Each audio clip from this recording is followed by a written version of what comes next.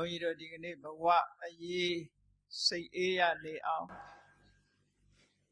ကိုမေကွန်းထုတ်ကြည့်လူတိုင်းဟာဘဝရထားတယ်ကိုဘဝအရေးမှာစိတ်အေးချရပြီလားဆိုတာဘဝအရေးစိတ်အေးဖို့ဘာတွေလိုအပ်တယ်လဲလို့ဘုရားမြတ်စွာကလွန်ခဲ့တဲ့နှစ်ပေါင်း2500ကနေပြီးတော့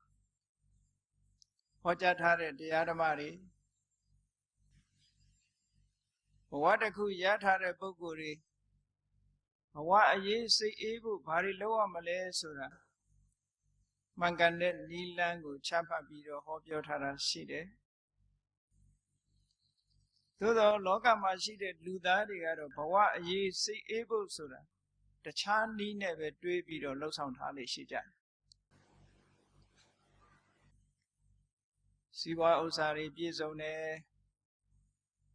နေစရာထိုင်စရာတွေအကုန်ပြည့်စုံတယ်အလုံးလူနေသေးမရှိအောင်ဘဝတစ်ခုမှာရရှိထားပြီဆိုရင်လူတွေကပြောကြတယ်ဘဝအရေးတော့စိတ်အေးရပြီလို့ပြောကြတကယ်ရောစိတ်အေးရတာဟုတ်ကလားမရှိတဲ့လူကလည်းစိတ်မအေးရဘူးရှိတဲ့လူကလည်းစိတ်မအေးရဘူးဒါဖြင့်စိတ်အေးတယ်စိတ်မအေးရဘူးဆိုတာရှိမရှိနဲ့သက်ဆိုင်ရလားမသက်ဆိုင်ဘူးပတ်စံချမ်းသာတဲ့လူကလည်းစိတ်အေးရတာမဟုတ်ဘူးဆင်းရဲတဲ့ပုဂ္ဂိုလ်ကလည်းစိတ်အေးရတာမဟုတ်ဘဝတန်တရားခရီးကိုရှောက်တဲ့အခါမှာဒီဘဝနောင်ဘဝဆိုတာယုံသည်ဖြစ်စေမယုံသည်ဖြစ်စေဒီဘဝမှာရှိနေကြတယ်လူတွေဟာမိမိတို့ဒီဘဝရှိတယ်ဒါကိုတော့လူတိုင်းလက်ခံကြတယ်နောင်ဘဝရှိတယ်မရှိဘူးဆိုတာလူတိုင်းလက်မခံဘူးပေါ့သို့တော်လည်းဒီဘဝအရေးစိတ်အေးရတဲ့ပုဂ္ဂိုလ်တွေရောရှိရလားဆိုလို့ရှိရင်မရှိနိုင်ဘူးလုံးဝစိတ်အေးရပြီလို့ပြောတဲ့ပုဂ္ဂိုလ်ကတကယ်ရောစိတ်အေးရတာဟုတ်ကလားမဟုတ်ဘူးသို့တော်သူတို့ကတော့ပြောကြတယ်ဒီဘဝမှာစိတ်အေးရပြီလို့ဒီလိုပြောကြတယ်မြတ်စွာဘုရားသခင်ကိုရောမြတ်ရဲ့ဟောပြောချက်ကလောကလူသားတွေရဲ့အထင်အမြင်တွေနဲ့တလွဲစီပဲဖြစ်တာများတယ်ဒီတရားကိုလောကအရေးစိတ်အေးဖို့ဆိုတဲ့အကြောင်းချင်းရာနဲ့ပတ်သက်ပြီးတော့မြတ်စွာဘုရားကသံယုတ္တနိကေအာလဝကသုတ်တံမှာဟောထားတာရှိတယ်အာလဝကဆိုတာအလုံးသိကြတဲ့အတိုင်းပဲယက္ခလို့ခေါ်တဲ့အမတန်ကြမ်းတမ်းတဲ့ဘီလူကြီးတကောင်သို့တော့ဒီကနေ့အာလဝကဟာထိုကဲ့သို့ကြမ်းတမ်းတဲ့ပုဂ္ဂိုလ်မဟုတ်တော့ဘူးဘုရားမြတ်စွာရဲ့တရားဓမ္မကိုနာယူပြီးတဲ့အခါမှာအမတန်မှလိမ္မာယဉ်ကျေးပြီးတော့သောတာပန်ပုဂ္ဂိုလ်ဖြစ်နေပြီသို့တော်လည်းဒီကနေ့မြန်မာနိုင်ငံမှာပယောဂဆရာတွေကအာလဝကမှော်သွင်းတယ်ဆိုပြီးတော့ကြမ်းပြနေကြတော့မှရှိသေးတယ်တကယ်တော့အာလဝကစာလာပီလာအာလဝကဆိုရင်ကျမ်းဆရာရှိပါအောင်မလားသောတာပန်ဖြစ်သွားလို့ရှိရင်တော့အာလဝကကျမ်းမဲ့ပုဂ္ဂိုလ်မဟုတ်တော့ဘူးတဲ့နော်အမတန်လိမ္မာယဉ်ကျေးပြီးတော့သူကဘာပြောခဲ့တော့ဆိုရင်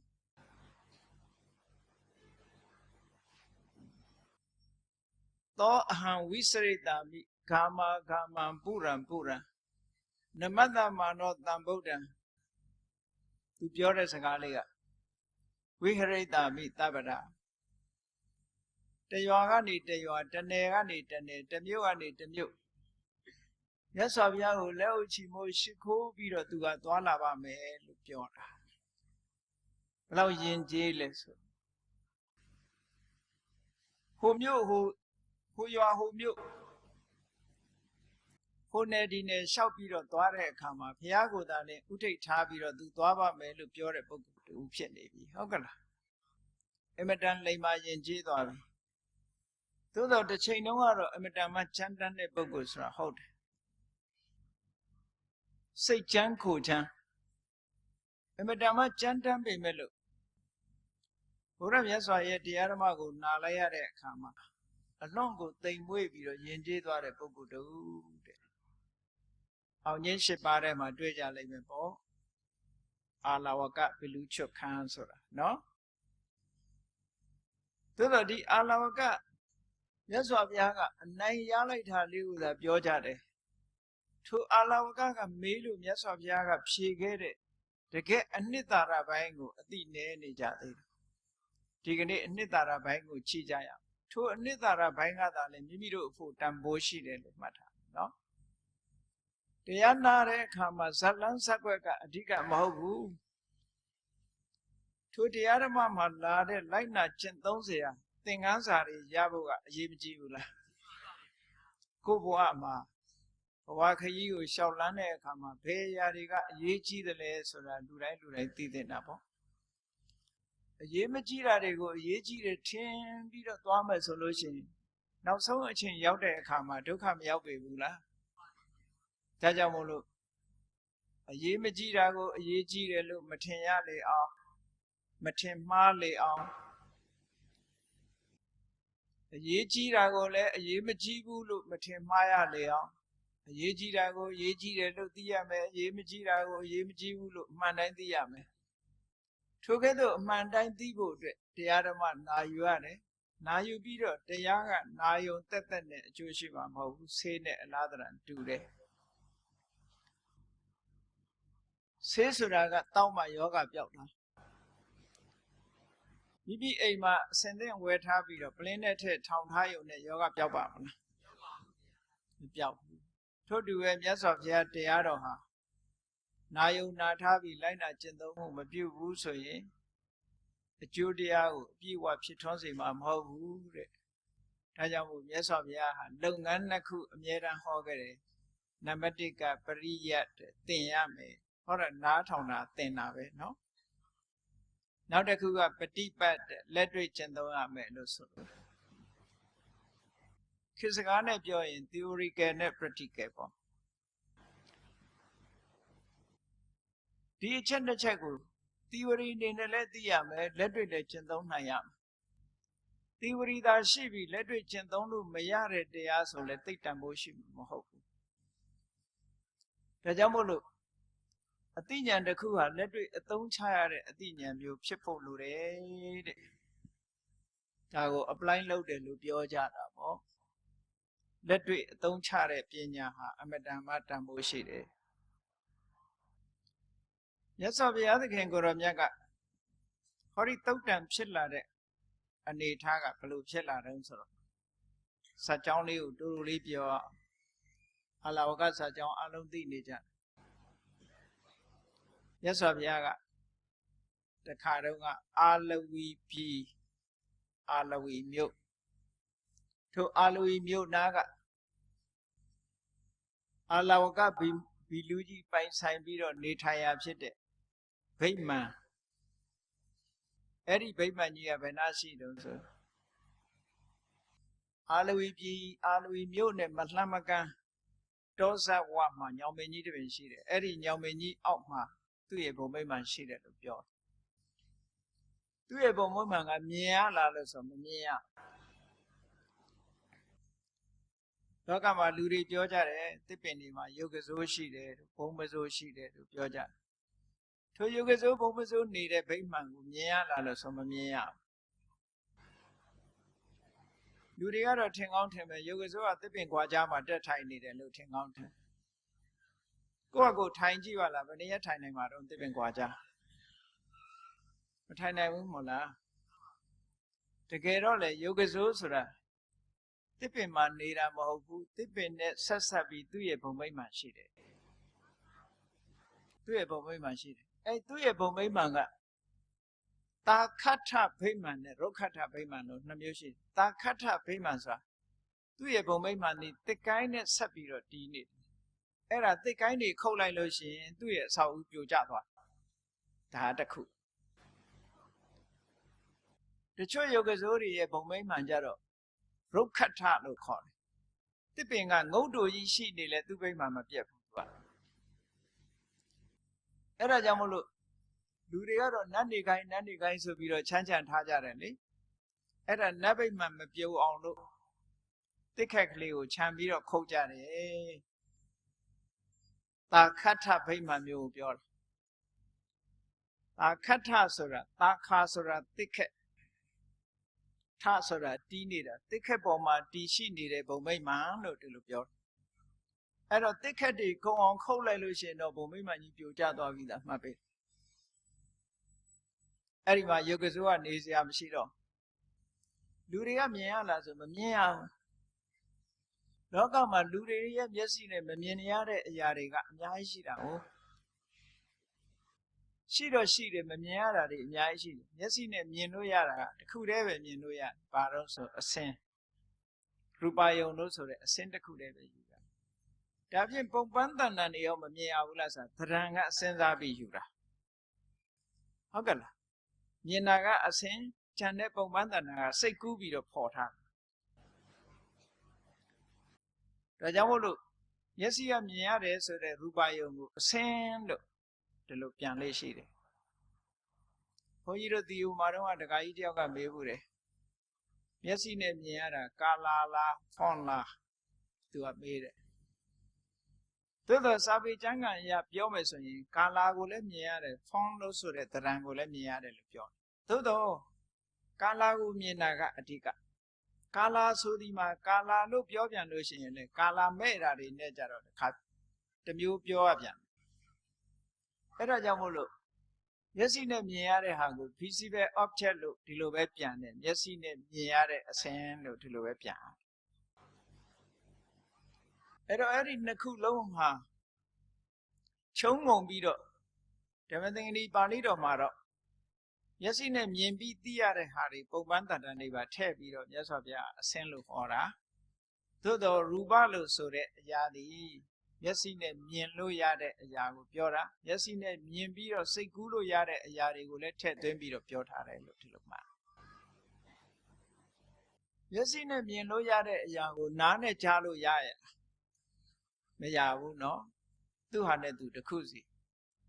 အဲ့တော့လူတွေရဲ့မျက်စိနဲ့မမြင်ရတဲ့အရာတွေကလောကမှာမြောက်များစွာရှိတယ်နတ်တွေရဲ့ဘုံဗိမာန်တွေကိုလည်းလူတွေကမမြင်ကြရဘူးတဲ့အဲ့ဒီတာခတ်ထဗိမာန်လို့ဆိုတဲ့တစ်ခက်ပေါ်မှာတည်ရှိနေတဲ့ဗိမာန်ကြတော့တစ်ခက်ကိုကုံအောင်ခုတ်လိုက်လို့ရှိရင်ထိုယုတ်ကစိုးရဲ့ဘုံဗိမာန်ကြီးပျက်စီးသွားရုက္ခထဗိမာန်ကြတော့တစ်ပင်တစ်ငုတ်ကျမ်းနေသေးသမျှကာလပတ်လုံးသူ့ရဲ့ဘုံဗိမာန်မပျက်စီးဘူးတဲ့ဒီလိုပြောတာလူတွေလည်းဘာထူးတော့အိမ်ဆောက်ထားတဲ့နေရာမြေပြိုကျသွားရင်အိမ်တွေမပျက်ဘူးလားအဲ့ဒီသဘောပါပဲအဲ့တော့လူတွေကမြေကြီးပေါ်နေတာဟုတ်ကဲ့လားမဟုတ်ဘူးမြေကြီးပေါ်မှာအိမ်ဆောက်ပြီးနေတာဟုတ်ကဲ့လား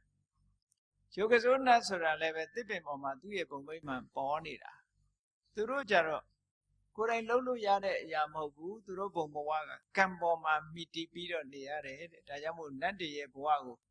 ကမ္မဖလူပစီဝီကံရဲ့အကျိုးကိုသာမိတီးပြီးအသက်မွေးရတယ်လူတွေနဲ့အသက်မွေးပုံချင်းမတူဘူးတဲ့လူတွေကြတော့ဥဋ္ဌာဏဖလူပစီဝီလုံလဝီရိယပေါ်မှာမိတီးပြီးတော့အသက်မွေးရတယ်ကြိုးစားရင်ကြိုးစားသလောက်ကံတော့ပါတယ်သို့တော့ကံနဲ့ထိုင်ဆောက်နေလို့လူဘဝမရဘူးတဲ့လုံလဝီရိယခုရတယ်နတ်ဘုံနတ်ဘဝကြတော့အဲ့လိုမဟုတ်ဘူးတဲ့အလုံးဟာကံပေးတဲ့အတိုင်းပဲထင်ရှားနေတယ်ကံကုန်ရင်တော့ဘာမှရှိမှာမဟုတ်တော့ဘူးသူတို့မှာဒီလိုဆွလို့တယ်နော်အဲ့တော့အာလောကဘီလူကြီးရဲ့ညောင်မင်းအောက်ကဗိမာန်ကြီးကလည်းပဲအေးတော်တဲ့သွားလာနေတဲ့ပုဂ္ဂိုလ်တွေအဲ့ဒီညောင်မင်းကြီးအောင်ဝင်နားနေကြပေမဲ့လို့ဗိမာန်ကြီးကိုမြင်ရတာမဟုတ်ဘူးသို့တော့ဗိမာန်ကြီးကရှိတယ်မြတ်စွာဘုရားကတရက်တော့အဲ့ဒီဗိမာန်ကြီးထဲမှာသွားပြီးသတင်းသုံးနေတယ်အာလောကဘီလူကြီးကအစည်းအဝေးသွားနေတယ်သူလည်းပြန်ရောက်လာရောစိတ်တွေဆိုးတယ်စိတ်ဆိုးတယ်ဆိုဘုရားဟောမကြည်ညိုဘူးလေသူတို့ဇေယိုက်နဲ့ဘုရားဟောတဲ့တရားကမကိုက်ဘူးမကိုက်သည့်အတွက်ကြောင့်ကိုယ်ဘာသာဝင်မဟုတ်တော့စိတ်တအားဆိုးတယ်ဆိုတော့မြတ်စွာဘုရားကိုဒုက္ခအမျိုးမျိုးပေးတယ်ပေါ့နောက်ဆုံးမှာအာမတန်မန်လျှော့တဲ့အနေနဲ့သူဘာလုပ်တုံးဆိုသူအစွမ်းကုန်မြတ်စွာဘုရားကိုသူ့ဗိမာန်ထဲကထွက်ခွာအောင်လုပ်တယ်မရဘူးနောက်ဆုံးကြတော့သူဘာလုပ်တုံးဆိုရင်အရှင်ဂေါရမသူများခွင့်မပြုတဲ့ အဆောက်အဦတဲ့ဘာဖြစ်လို့ဝင်နေရခုပဲထွက်သွားလိုက်ပါဆိုမြတ်စွာဘုရားလည်းကဲမင်းထွက်စေခြင်းထွက်တာပေါ့လို့ဆိုဟောထွက်သွားလိုက်ပါလို့ပြောတာချက်ချင်းထပြီးထွက်သွားတယ်တဲ့မြတ်စွာဘုရားသူကအဲ့ဒီတော့စဉ်းစားတယ်ဒီလိုတော့လွယ်သားပဲငါညတညလုံးမောင်းထုတ်တာမရဘူးပေါ့ခုထွက်သွားလိုက်ပါဆိုလွယ်လွယ်ကူကူနဲ့ထွက်သွားတာတကယ်ပဲသူငါပြောတာလိုက်နာတာဟုတ်မဟုတ်စမ်းကြည့်အောင်ပဲဆိုရင်ကိုတော်ပြန်ဝင်ခဲ့အောင်ဆိုအေးမင်းကဝင်စေခြင်းလဲဝင်တာပေါ့ကွာဆိုပြန်ဝင်လာခဲ့တယ်မြတ်စွာဘုရားအဲ့လိုနဲ့ထွက်လိုက်အောင်ဆိုထွက်သွားလိုက်ဝင်လိုက်အောင်ဆိုဝင်လာလိုက်အဲ့ဒါလို့3ခါလောက်ထိအောင်သူကခိုင်းတယ်ဒါဖြင့်ဒီလူခိုင်းတာဘုရားကဘာဖြစ်လို့လိုက်ပြီးလုံနေတာတုံးလို့ဆိုသူ့ရဲ့စိတ်ထက်မြတ်စွာဘုရားခုစားနေအလကားလောက်တာမဟုတ်ဘူးရည်ရွယ်ချက်ရှိနဲ့လောက်စိတ်ဆိုးနေတဲ့လူတယောက်ကိုကိုယ်စိတ်ဆိုးအောင်လုပ်ရင်ပို့ပြီးတော့စိတ်မဆိုးပေဘူးလားအေးသူကျင့်တတ်အောင်လို့လှုပ်ပြလိုက်တဲ့အခါမှာလူကကျင့်တတ်သွားကြည့်လေကလေးလေးတွေချော့တဲ့အခါမှာအမလေးကလေးလေးတွေကတခုခုနဲ့ခိုင်းမိသွားလို့ရှိရင်လူကြီးတွေကလှုပ်တယ်မို့လားဥပမာမဲ့ကလထိုင်နဲ့တိုက်မိလို့ကလေးလေးကနာသွားလို့အိုတယ်ဆိုရင်လူကြီးကကလထိုင်ကိုကဲတိုက်အောင်ဟဲဆိုရိုက်လိုက်တဲ့အခါကျတော့ကလေးလေးကခြေနှံ့မသွားဘူးလားစိတ်ခုစားတာအဲ့ဒါကလထိုင်ကရိုက်လို့ကလေးမှနာတာပျောက်ပါမလားပျောက်ဘူးဘာလောက်တာတော့စိတ်ကိုခုစားတာအခုလည်းပဲအာလဝကဘီလူကြီးသိကြမ်းတမ်းခက်ထန်နေတဲ့စိတ်လေးပျော်ပြောင်းသွားအောင်လို့ဘုရားကသူခိုင်းတာလေးလှုပ်လိုက်တယ်နောက်ဆုံးတတိယအကျင့်ခိုင်းပြီးတော့စရုထအကျင့်ရောက်တဲ့အခါကျတော့ဘလူးကြီးကဒီတခါထွက်ရင်တော့ငါခြေတော်နှချောင်းခံပြီးတော့ပြစ်လိုက်မယ်ဆိုပြီးတော့သူ့စိတ်ထဲမှာအဲ့လိုစိတ်ကူးမိတယ်ဒီတခါထလာရင်တော့မသက်သာဘူးခြေတော်နှချောင်းဆွဲပြီးတော့ငါပြစ်မယ်လို့အဲ့ဒါလိုလဲစိတ်ကူးပြီးတော့ကိုတော်ဗိမာန်ထဲကထွက်သွားပါလို့ဆိုတော့မြတ်စွာဘုရားပြောတော့ငါမထွက်နိုင်ဘူးတဲ့မင်းလှုပ်ချင်တာလှုပ်တယ်ဘာဖြစ်လို့ဒီလိုပြောတော့ဆိုလို့ရှိရင်ကြည့်လေဒီကောင်မကောင်းတဲ့အကြံကြံထားတာလိုက်လို့ရှိရင်မဖြစ်တော့ဘူးဒီချိန်မှာမင်းလှုပ်ချင်တာလှုပ်လို့ဆိုတော့သူ့စိတ်ထဲမှာအဲ့ဒါဘာပေါ်လာတော့ဆိုဒီရန်ကောမှာတိတ်တကိုးကြီးတယ်စိတ်သဘောထားကြတော့လေနူးညံ့သားပဲငါစိတ်အကြံတွေလဲသူအကုန်သိနေဒီတခါထွက်ရင်တော့ငါကခြေတော်နှချောင်းကင်ပြီးတော့ပြစ်မလို့စိတ်ကူးနေတယ်သူအဲ့ဒါသိတယ်အဲ့တော့ဒီလိုပုဂ္ဂိုလ်ငါစီရောက်လာတာအလဟတတော့မဖြစ်ဘူးဓမ္မနဲ့ပတ်သက်တဲ့မေးခွန်းတွေဘဝအရေးနဲ့ပတ်သက်တဲ့မေးခွန်းတွေငါမေးအောင်မယ်ငါသိချင်နေတာတွေလည်းရှိတယ်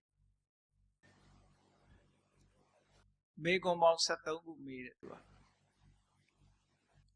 ဒီမေးခွန်းတွေကသူကဘယ်ကရတာတုံးလို့ဆိုလို့ရှိရင်သူ့မိဘတွေကအဆက်ဆက်မေးခွန်းနဲ့အဖြေသူ့ကိုသင်ပေးထားတာအဲ့ဒီမေးခွန်းနဲ့အဖြေကသူတို့ tradition လို့ပြောပါ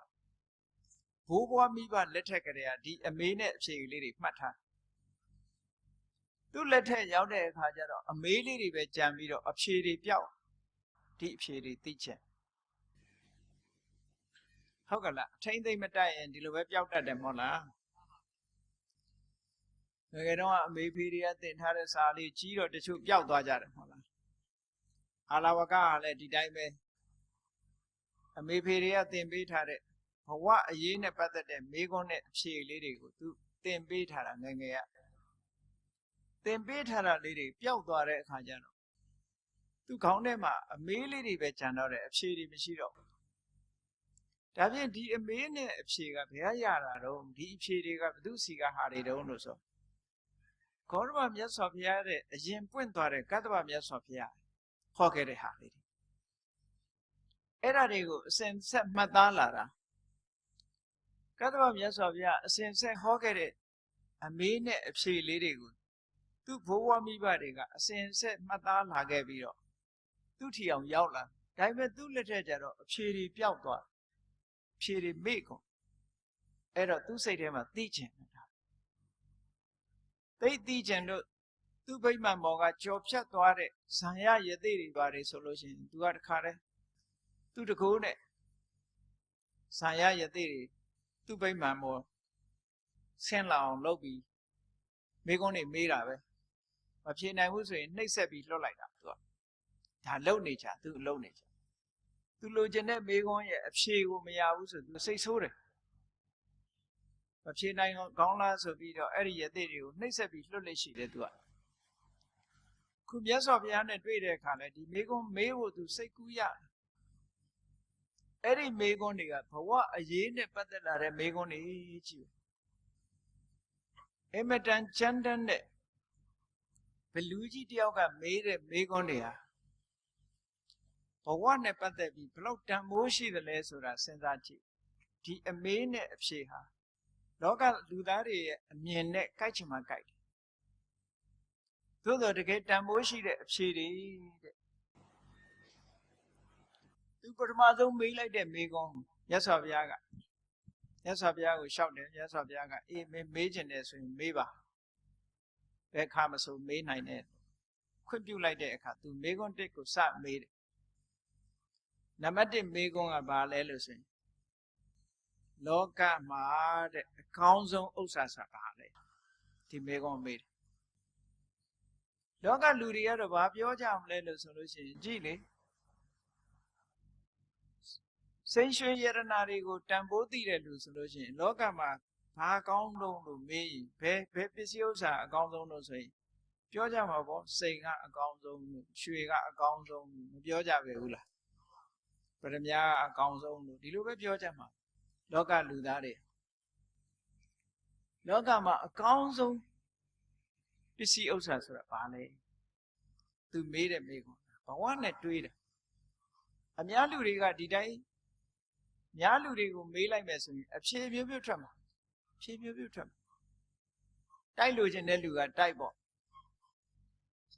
ရွှေလို့ခြင်းတဲ့လူကရွှေလို့ပြောမှာပဲကားလို့ခြင်းတဲ့လူကကားလို့ပြောမှာပဲဟုတ်ကလားအဖြေတွေမျိုးမျိုးမထွက်နိုင်ဘူးလားထွက်နိုင်တယ်အကောင်းဆုံးပစ္စည်းဥစ္စာဟာဘာလဲလို့ဆိုတော့မြတ်စွာဘုရားအဖြေလိုက်တာကလောကလူတွေရဲ့မတွေးမိတဲ့အဖြေမျိုးပဲမြတ်စွာဘုရားဘာဖြေတော့ဆိုရင်တရားတရားဟာအကောင်းဆုံးဥစ္စာကဲဒီအဖြေရဲ့လေးနက်မှုကဘယ်လောက်ထိအောင်သွားတော့ဆိုရင်ဆိုပါစို့စိတ်ရဲ့တန်ဖိုးကိုကြည့်ရအောင်စိတ်ဟာတန်ဖိုးရှိတယ်မှန်တယ်နော်အမတန်မှတန်ဖိုးရှိတယ်ရွှေဟာလည်းအမတန်မှတန်ဖိုးရှိတယ်အလုံးသိကြတယ်ဗရမ ्या တွေလည်းအမတန်မှတန်ဖိုးရှိတယ်တခြားပစ္စည်းဥစ္စာတွေလည်းတန်ဖိုးရှိတယ်သို့တော့အဲ့ဒီတန်ဖိုးဟာတန်ဖိုးရှိတဲ့ယရနာပစ္စည်းတွေဟာရန်သူမျိုး၅ပါးနဲ့ပြတ်နိုင်သလားမပြတ်နိုင်ဘူးပြတ်နိုင်အဲ့တော့ဒီဘဝတည်းမဲ့ကိုယ်နဲ့ခွဲသွားတဲ့ပစ္စည်းတွေအများကြီးရှိတယ်ဆိုတော့စိတ်ရှိတဲ့ပုဂ္ဂိုလ်လည်းပဲစိတ်လိုချင်တဲ့ပုဂ္ဂိုလ်နဲ့တွေ့ရင်ကိုယ်စီကလူရက်ပြီးယူမသွားဘူးလား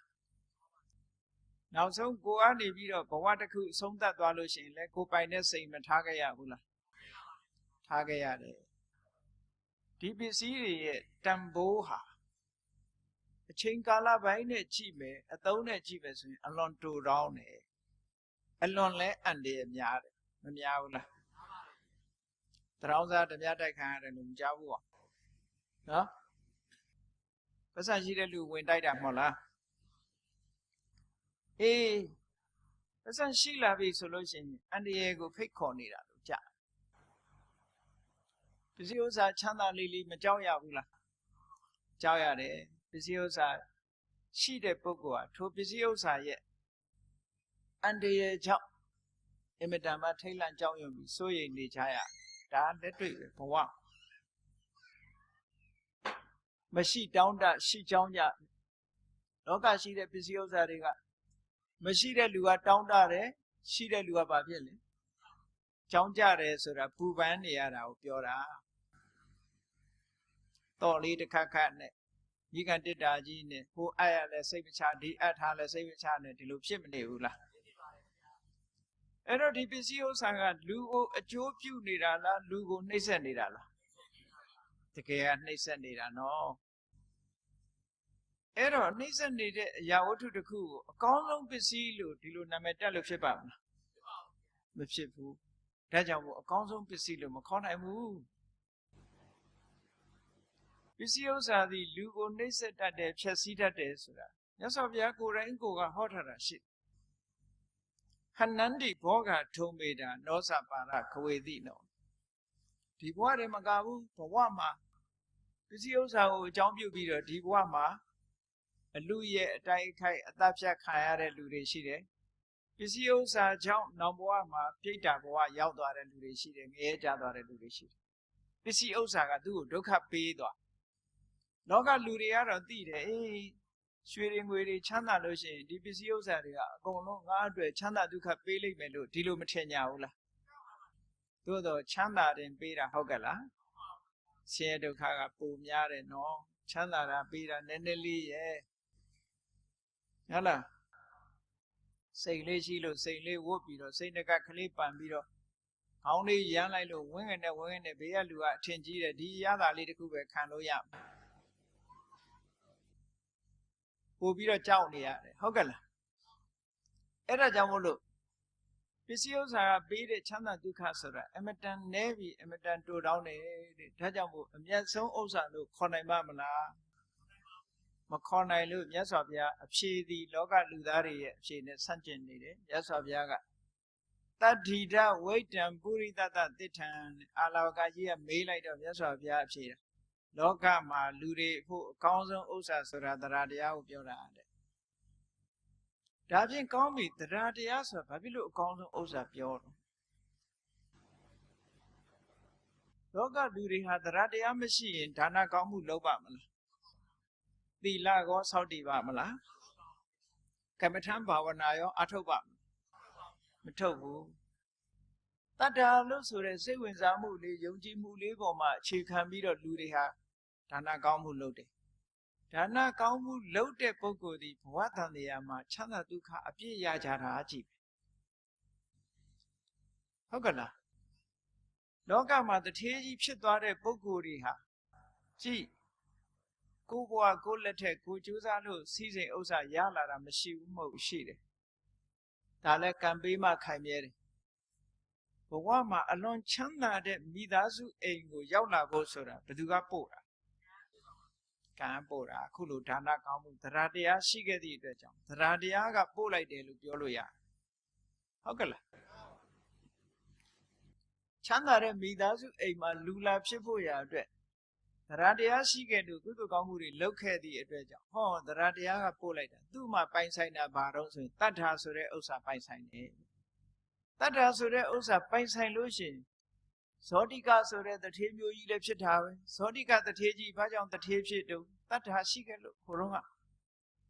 ဇတိလတထေးကဘာကြောင့်တထေးဖြစ်တာတော့တတ္ထာရှိခဲ့လို့ဟုတ်ကဲ့လားတရားကိုအရင်တည်ထားပြီးတော့ကုသိုလ်ကောင်းမှုတွေလုပ်ခဲ့လို့ဇောတိကတို့ဇတိလတို့ပုံနာတို့ဆိုတဲ့တထေးတွေဖြစ်လာရတာတဲ့ပုံနာတို့များဆိုလို့ရှိရင်ချစ်လူတာကနည်းနည်းရလိုက်တာကအများကြီးထွန်ထားတဲ့မြေကြီးကဲတွေအကုန်လုံးရွှေဖြစ်သွားဘယ်သူကပေးတာတော့တရားကပေးတယ်ဟောတရားပေးဒါကြောင့်မို့တရားကပေးတဲ့ပစ္စည်းဥစ္စာဆိုလို့ရှိရင်ဖြက်လက်ဖြက်စီးလို့မရဘူးအလွန်ခိုင်မာတယ်တရားကြောင့်ရလာတဲ့ပစ္စည်းတရားရှိနေပြီဆိုလို့ရှိရင်ဘဝတန်တရားခရီးသွားလို့ရှိရင်အမြဲတမ်းပြည့်စုံလုံလောက်နေနိုင်တယ်ဒါကြောင့်မို့တရားဆိုတဲ့ဥစ္စာပါဖို့အရေးကြီးတယ်ကျန်တဲ့ဥစ္စာအဓိကမဟုတ်ဘူးတရားဆိုတဲ့ဥစ္စာကိုတခိုးတည်းများကလည်းလူယူတိုက်ခိုက်လို့မရဘူးတဲ့ဟုတ်ကဲ့လားတန်တရားခရီးသွားတဲ့အခါမှာတတ္တာလို့ဆိုတဲ့ဒီပစ္စည်းဥစ္စာပါသွားတဲ့ပုဂ္ဂိုလ်တယောက်ဟာလူဖြစ်ရင်လည်းအထက်တန်းနတ်ဖြစ်လို့ရှိရင်လည်းအထက်တန်းဘယ်နေရာပဲဖြစ်ဖြစ်အထက်တန်းကြကြစီးစိမ်ဥစ္စာပြည့်ပြည့်ဝဝနဲ့ဖြစ်တယ်ဒါကြောင့်မို့လို့တတ္ထာဆိုတဲ့ဥစ္စာရှိရင်ခုနကစိတ်ရှိဖို့လဲဟုတ်လားမခဲရင်တော့ဘူးရွှေရှိဖို့လဲမခဲရင်တော့ဘူးတိုက်ရှိဖို့လဲမခဲရင်တော့ဘူးကားရှိဖို့လဲမခဲရင်တော့ဘူးဒါကြောင့်မို့ပြောတာအဓိကအကြောင်းကိုမြတ်စွာဘုရားကဖြေတာတတ္ထိတဝိတံပုရိသတတိဋ္ဌံတရားဆိုတာတကယ်ဥစ္စာဟုတ်ကဲ့ လောကမှာရသမျှတန်တရားမှာမြတ်လူသမိုင်းမှာချမ်းသာခဲ့တဲ့လူတွေမှန်သမျှဟာတရားတရားအရင်ခံထားတဲ့ကံအကျိုးပေးလို့ချမ်းသာကြတာကြီးပဲကံမကောင်းအကြောင်းမလှပြီဆိုလို့ရှိရင်ဘာလို့လို့ပျက်စီးတတ်တယ်ကံရှိတဲ့ပုဂ္ဂိုလ်မှာအောင်မြင်တယ်ဖြစ်ထွန်းတယ်လောကလူတိုင်းကြိုးစားကြတာပဲလူတိုင်းရောစီးပွားဖြစ်ခဲ့လားဖြစ်ဘူးမဖြစ်တာဘာလို့ဆိုရင်ဒီအခြေခံကွဲလွဲချက်ကလေးတွေရှိနေသေးတယ်အဲ့ဒီကွဲလွဲချက်ကြောင့်မို့လို့ဒါကိုရည်ညွှန်းပြီးတော့မြတ်စွာဘုရားကတတ္တိတဝိတ္တံတရားတရားဟာတကယ်အကောင်းဆုံးသောဥစ္စာတစ်ခုပါအဲ့တော့ဘုန်းကြီးတို့တရားချစ်ခင်သူတော်စင်ပြိဿတို့ဘဝအရေးပဲစိတ်အေးဖို့ရအတွက်ဘာပစ္စည်းစုတရားဆိုတဲ့ပစ္စည်းကိုစုဒါဖြင့်တရားဆိုတာဘယ်လိုဟာခေါ်တာလဲလို့ဆိုကုသိုလ်ကောင်းမှုလုပ်ဖို့ရစိတ်ဝင်စားနေတာတရားယုံကြည်တာတတ်မဟုတ်ဘူးဘုရားတရားတန်ခါယုံကြည်တယ်ကောင်းတာလုပ်ရင်ကောင်းတာဖြစ်တယ်လို့လက်ခံတယ်အဲ့ဒီလက်ခံပြီးတော့ကုသိုလ်ကောင်းမှုလုပ်ဖို့စိတ်ဝင်စားနေတာကိုတတ္ထာလို့ခေါ်တယ်ဟုတ်ကဲ့တတ္ထာဆိုတာအဲ့ဒါကိုပြောတယ်စိတ်ဝင်စားတယ်ယုံကြည်တယ်တရားတရားမိမိစိတ်ထဲမှာဖြစ်လာတာနဲ့တပြိုင်နက်အေးဘာလူရကောင်းမလို့စိတ်ကလှူဖို့တန်းဖို့စိတ်ကူးလာလူဖို့တန်းဖို့စိတ်ကူးလာတယ်သီလဆောက်တည်ဖို့ဥပုသ်ဆောင်ဖို့စိတ်ကူးလာတယ်ကမ္မထာအထုတ်ဖို့စိတ်ကူးလာတယ်အဲ့ဒီစိတ်ကူးလေးဖြစ်လာရင်ကိုယ်တဏ္ဍာမှာတရားဖြစ်ပြီလို့သာမှတ်ပြီတော့နော်အဲ့ဒါလို့စိတ်ကူးမရသေးဘူးဆိုရင်တရားတရားမရှိဘူးလို့ပဲပြောရလှူတာတစ်ခုတည်းတည်းမဟုတ်ဘူးနော်တတ္ထာဆိုတာလှူတာတစ်ခုတည်းတည်းမဟုတ်ဘူးကုသိုလ်ကောင်းမှုမှာစိတ်ဝင်စားလာအခုကြည့်လေတရားပွဲသွားပြီးတော့တရားနာအောင်မှပဲဆိုတဲ့စိတ်ကူးလေးကဘယ်သူကြောင့်ပေါ်တာတော့တတ္ထာကြောင့်ပေါ်တာတတ္ထာရှိတဲ့ပုဂ္ဂိုလ်ဟာတရားနာခြင်းနဲ့တဲ့သူတော်သူမြတ်ကိုစိကပ်ခုမြင်ခြင်းနဲ့လှူခြင်းတန်းခြင်းနဲ့ဟောတာတတ္ထာရှိတဲ့ပုဂ္ဂိုလ်ရဲ့အင်္ဂါ၃ချက်ပဲတရားနာခြင်းနာဟာတတ္ထာကြောင့်သူတော်သူမြတ်ကိုစိကပ်ချင်တာလဲတတ္ထာကြောင့်လှူခြင်းတန်းခြင်းတာလဲတတ္ထာပဲလှူခြင်းတန်းခြင်းတာတစ်ခုတည်းကိုတတ္ထာခေါ်တာမဟုတ်ဘူးဒါကြောင့်မို့တာဝရိန္ဒနတ်ပြည်ကနတ်တွေကတေကန်နေကြတော့သူတို့မိတ်ဆွေနတ်ကိုမှားလိုက်ကြတယ်မင်းစိတ်ကူးမလွဲနဲ့သူဂတိဘုံကိုရောက်အောင်သွားအကောင်းဆုံးသောအရာကိုရအောင်ယူအဲ့ဒီအကောင်းဆုံးသောအရာကလက်လွတ်ဆုံးရှုံးမခံနဲ့လို့စကားလေးသုံးခွန်းမှားလိုက်ကြတယ်သူဂတိဘုံကိုသွားဆိုတာလူပြေသွားလို့ပြောတာတဲ့အကောင်းဆုံးအရာကိုရအောင်ယူဆိုတာတရားတရားကိုပြောတာတဲ့အဲ့ဒီအကောင်းဆုံးသောအရာကိုလက်လွတ်ဆုံးရှုံးမခံနဲ့ဆိုတာတရားမပြည့်စေနဲ့လို့ပြောလိုက်တာဒါပဲဒါဆိုလုံလောက်ပြီဟုတ်ကဲ့လားနတ်ပြည်ရောက်ဖို့ရဟောဒီတရားတရားရှိရင်နတ်ပြည်ရောက်ဖို့ရမခဲရင်တော့ကုသိုလ်ကောင်းမှုအားလုံးဟာတရားတရားရှိရင်ဘာမှမခက်တော့ဘူးဒါကိုပြောတာနော်အဲ့ဒါကြောင့်မို့လို့လောကမှာအောင်မြင်မှုကြီးပွားမှုစည်းစိမ်ဥစ္စာတွေရမှုရဲ့အခြေခံအကျဆုံးအကြောင်းတရားသည်တတ္ထာသာဖြစ်ပါတယ်တဲ့ဒါကြောင့်မို့တတ္ထာသည်အကောင်းဆုံးသောပစ္စည်းဥစ္စာလို့ဒီလိုဟောတာကျန်တာတွေကသူ့ကိုအကြောင်းပြုပြီးရလာတာမို့သူလောက်အဓိကမကြဘူးတဲ့ဒါအာလောကကြီးမေးတဲ့မေးခွန်းဟာဘဝအရေးနဲ့ပတ်သက်တာဒါကြောင့်မို့တရားချစ်ခင်သူတော်စင်ပြိဿတို့ကိုယ့်ဘဝအရေးစိတ်အေးဖို့ရအကောင်းဆုံးပစ္စည်းဥစ္စာရှာဖွေရမှာကတော့တတ္ထာပါပဲဒီတစ်ခုကိုယ်တဏ္ဍာမှာပြည့်စုံအောင်မပြည့်စုံသေးရင်ပြည့်စုံအောင်လုပ်ထားရမယ်ဘဝအရေးစိတ်အေးဖို့ဟုတ်ကဲ့လားနောက်တစ်ခုသူကမေးသေးတယ်ထပ်ပြီးတော့ကိဉ္တုသူစိန်တော်ဒုက္ခမာဝေတိဘာလို့ရင်ချမ်းသာမလဲလောကလူတွေကတော့မေးကြတယ်ဘာလို့ရင်ချမ်းသာမလဲဒီမင်းအယောင်းဝယ်လုပ်ပေါ့ဥယျာဉ်ဆိုင်ပေါ့ကွာမပြောဘူးလားတချို့ကပြောသေးတယ်နှလုံးတီထိုးဖို့တောင်ပြောသေးတယ်ချဲထိုးဖို့တွေရောပြခုခေတ်အဖြေတွေကဒီလိုမလာဘူးလားလာတယ်ဘာလို့ရင်ချမ်းသာမလဲဆိုတဲ့မေးခွန်းရဲ့အဖြေဘာလို့ရင်ချမ်းသာမလဲတဲ့ဘဝအရေးလောကလူသားတွေရဲ့အဖြေကအပေါ်ယံလေးကြည့်ပြီးတော့ဖြေတာဘာလို့ရင်ချမ်းသာမလို့ဒီလက်ဖိတ်ဆိုင်ဖွင့်ကွာငါရောင်းဝယ်လုပ်ကွာချက်ထိုးကွာဒီလိုပဲပြောကြမှာပဲဟုတ်တယ်မလား မြတ်စွာဘုရားကတော့ဘယ်လိုဖြေတော့အာလဝကရဲ့မေးဓမ္မောသူစိန်သောဒုက္ခမာဝတိဓမ္မကိုကျင့်သုံးလို့ရှိရင်မင်းချမ်းသာမယ်ဟောကြည့်မြတ်စွာဘုရားရဲ့အဖြေနဲ့လောကလူတွေရဲ့အတွေးနဲ့ကိုက်ကလားမကိုက်ဘူးဓမ္မကိုကျင့်သုံးတယ်ဆိုတာဓမ္မဆိုတာဘာပြောတာတော့မေးအလုံးသိပြီးသားဖြစ်လို့အကျယ်မပြောကုသလကမ္မပဋ္ဌတရား10ပါးသိတယ်နော်ကုသလကမ္မပဋ္ဌတရား10ပါးဆိုတာကာယသူစရိုက်3ပါးဝစီသူစရိုက်4ပါးမနောသူစရိုက်3ပါးမနောသူစရိုက်ကနေစပြီးတော့ပြောရအောင်ဓမ္မဆိုတာဘာလဲသူများပစ္စည်းကိုကိုယ်ပစ္စည်းဖြစ်လို့မှုမရှိရဘူးနံပါတ်1ဟုတ်ကဲ့လားအနာဘိစ္ဆာလို့ခေါ်တယ်သူများပစ္စည်းကိုမျက်မုံးကျိုးတယ်လို့ရှေ့ကဒီလိုပြောတာသူများပစ္စည်းကိုမျက်မုံးကျိုးတယ်ဆိုတာသူများပစ္စည်းကြည့်ပြီးကိုယ်ပစ္စည်းဖြစ်ချင်တဲ့လောဘအဲ့ဒါကိုအဘိစ္ဆာအဲ့ဒီအဘိစ္ဆာကရှောင်ရမယ်တဲ့ဒါနံပါတ်1တစ်ခုစိတ်ထဲမှာမဖြစ်အောင်ထိန်းရမယ်ပြီးတော့တစုံတယောက်သောပုဂ္ဂိုလ်ပျက်စီးသွားအောင်ဆုံးရှုံးသွားအောင်ဒီကောင်ပျက်စီးသွားရင်ကောင်းမှာပဲဒီကောင်ဒုက္ခရောက်သွားရင်ကောင်းမှာပဲဆိုတဲ့အတွေးမတွေးပါနဲ့ဒီကောင်ကြီးပွားပါစေဒီလူဆင်းရဲဒုက္ခတွေကလွတ်ပါစေဆိုတဲ့အတွေးမျိုးပဲတွေးပါလောကလူတွေကစိတ်နေသဘောထားခြင်းကိုမတူဘူးမို့လားသူများပစ္စည်းကိုယ်ပစ္စည်းဖြစ်ခြင်းနဲ့စိတ်နေသဘောထားရှိတဲ့လူတွေအများကြီးရှိတယ်လူတယောက်ဒုက္ခရောက်သွားစေခြင်းတဲ့အတွေးတွေအများကြီးရှိကြတယ်ဟုတ်ကဲ့လားအဲ့ဒီလောဘနဲ့ပတ်သက်တဲ့အတွေးတွေဒေါသနဲ့ပတ်သက်တဲ့အတွေးတွေမနောကံလို့ခေါ်တယ်မနောဒုစရိုက်လို့ခေါ်တယ်နောက်တစ်ခုကကံကံဤအကျိုးကိုလက်မခံပြီးတော့ညှင်းပယ်ထားတဲ့မှားယွင်းတဲ့အမြင်မိစ္ဆာဒိဋ္ဌိအဲ့ဒါကမနောဒုစရိုက်အဲ့ဒီမနောဒုစရိုက်တွေကရှောင်ကျဉ်ပြီးတော့မှန်ကန်တဲ့အမြင်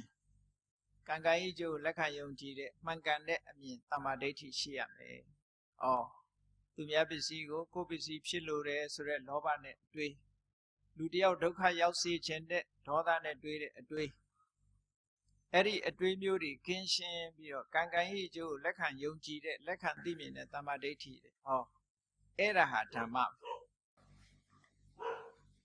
အဲ့ဒီဓမ္မကိုကျင့်သုံးလို့ရှိရင်ချမ်းသာမယ်တဲ့ဒါတစ်ခုနော်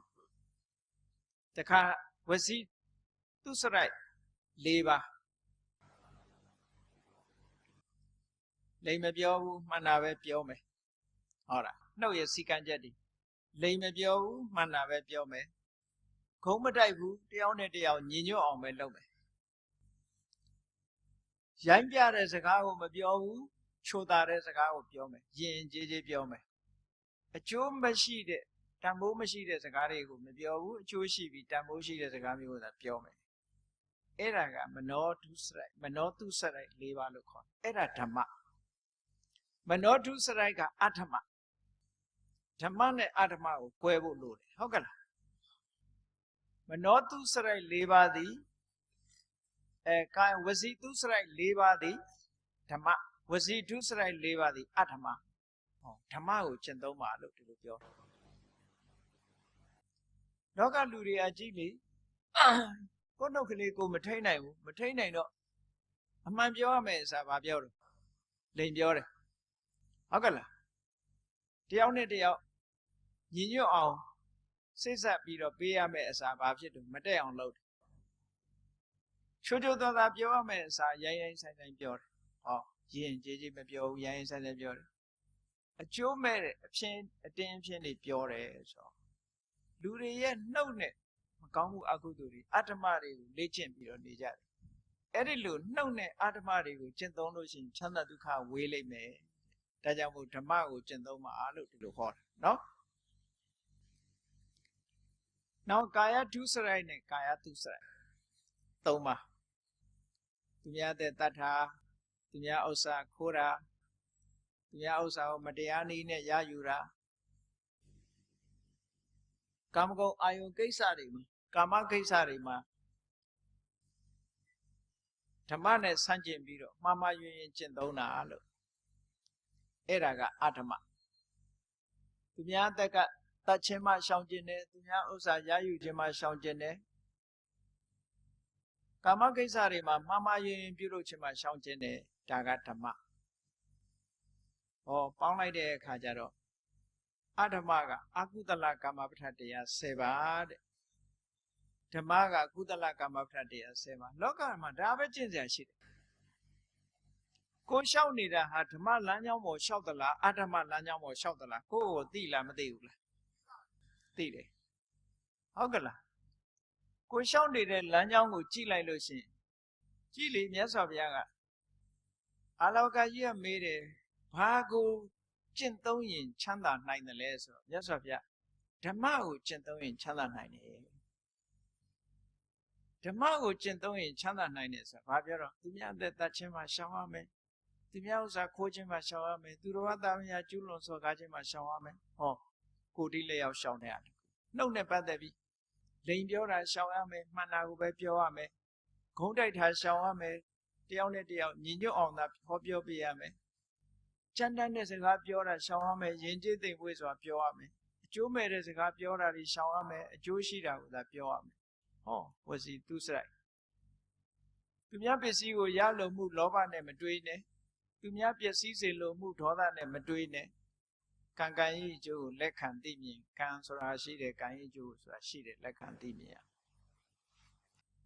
အဲ့ဒီအတိုင်းလိုက်နာကျင့်သုံးမယ်ဆိုရင်ဒါဓမ္မ practice ပဲဟုတ်ကလား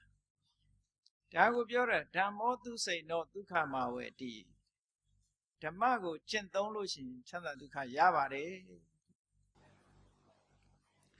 သို့သောလောကလူတွေကထင်နေတာ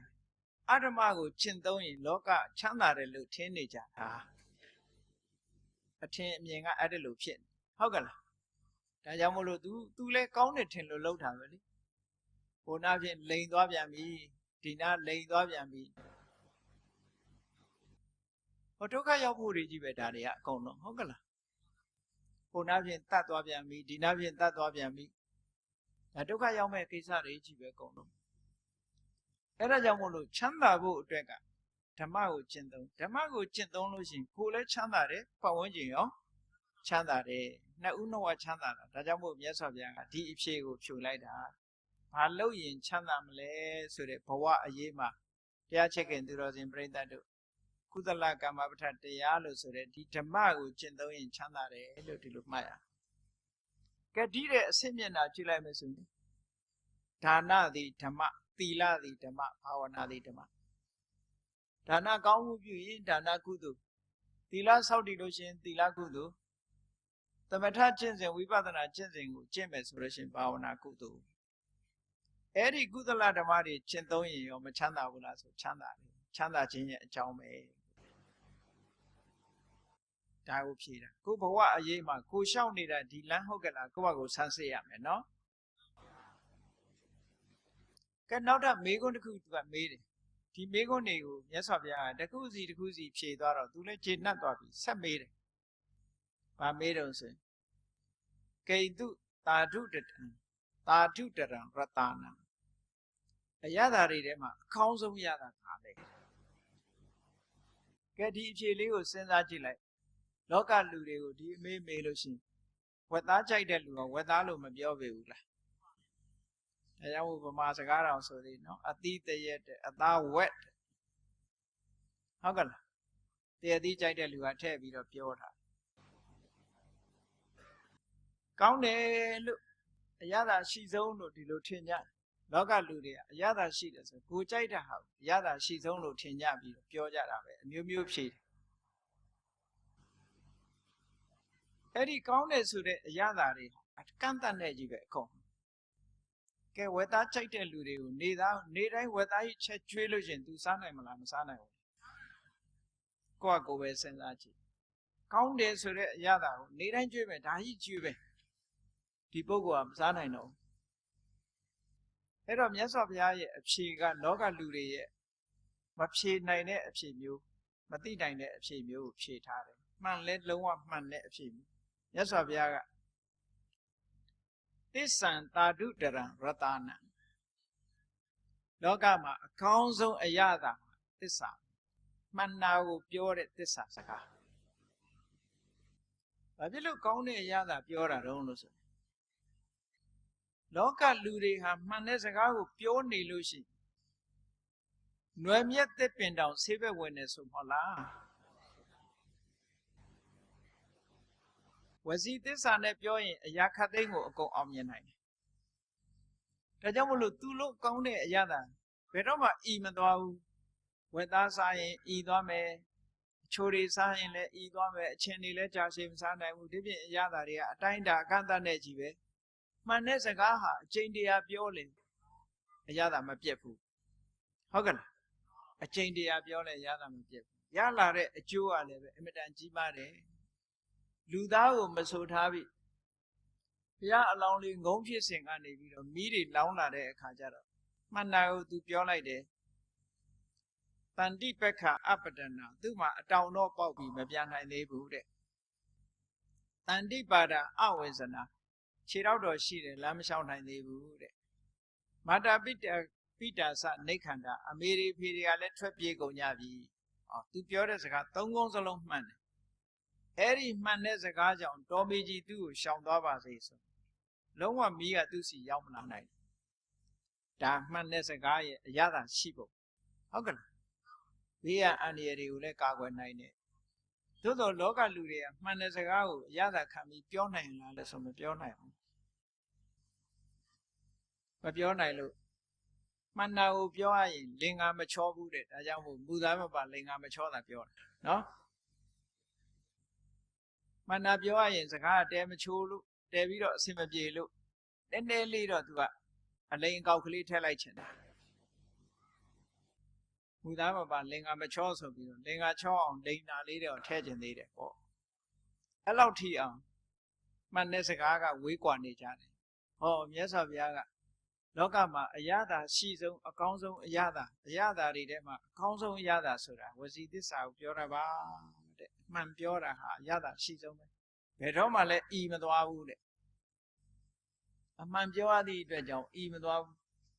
ဒါပေမဲ့လိန်တတ်တဲ့ပုဂ္ဂိုလ်တွေကတော့အမှန်ပြောချင်မှာမဟုတ်ဘူးเนาะဟောဘဝအရေးမှာဒါဖြင့်တို့တွေဟာအကောင်းဆုံးသောအရသာကိုစားဖို့လိုအပ်နေတယ်ဘာတော့ဆိုမှန်ကန်တဲ့စကားမှန်ကန်တဲ့စကားကိုပြောပြီးတော့သစ္စာဆုံးမဲ့ဆိုရင်ကိုလိုချင်တာတွေလုပ်လို့ရပါတယ်စမ်းကြည့်ပေါ့မဟုတ်တာတော့မပါစေနဲ့လင်္ကာချောအောင်တော့သွားမထည့်နဲ့နော်လင်္ကာချောအောင်တော့မထည့်ဆိုပါစို့ဘုရားရှိခိုးမှာပြင်းတဲ့လူကလည်းဆိုလို့ရတယ်ကျွန်ုပ်ဒီနေ့စဉ်နဲ့အမျှဘုရားရှိခိုးမှာအလွန်ပြင်းပါတယ်ဘယ်တော့မှလည်းဘုရားရှိမခိုးပါဘူးဤမှန်သောစကားကိုဆိုရတော့ကြောင်းဆိုရတယ်တခုခုလိုချင်တာကိုပြောဟုတ်ကဲ့လားစွမ်းအားတတ္တိပြည့်လာတဲ့နေ့မှာအောင်မြင်လာမှာပဲတခုမဟုတ်တာလှုပ်တာလည်းပဲမဟုတ်တာလှုပ်တာကိုသူကသစ္စာဆိုလို့ရသစ္စာဆိုတာမှန်တာကိုပြောတာမှန်တာကိုပြောတာဒါကြောင့်မို့လို့သစ္စာဆိုတဲ့စကားတစ်ခုဟာအင်မတန်မှအရသာရှိတဲ့အရာတစ်ခုဖြစ်တယ်လို့မြတ်စွာဘုရားကဒီမှာဖြေတယ်နောက်တစ်ခုမေးခွန်းတစ်ခုကဘာတော့သူကဆက်မေးတယ်အရှင်ဘုရားတဲ့လောကလူတွေကဘဝအသက်ရှိဖို့အတွက်ဤမျိုးမျိုးနဲ့အသက်ရှင်နေကြတယ်ဘာနဲ့အသက်ရှင်ရင်အကောင်းဆုံးဖြစ်မလဲဘာနဲ့အသက်ရှင်ရမလဲလူတွေကတော့အမျိုးမျိုးပေါ့အဖြေထွက်ကြမှာပေါ့ထမင်းစားပြီးအသက်ရှင်တဲ့လူရှိတယ်အလောက်ကိုင်းအမျိုးမျိုးနဲ့အသက်ရှင်ကြတာရှိတယ်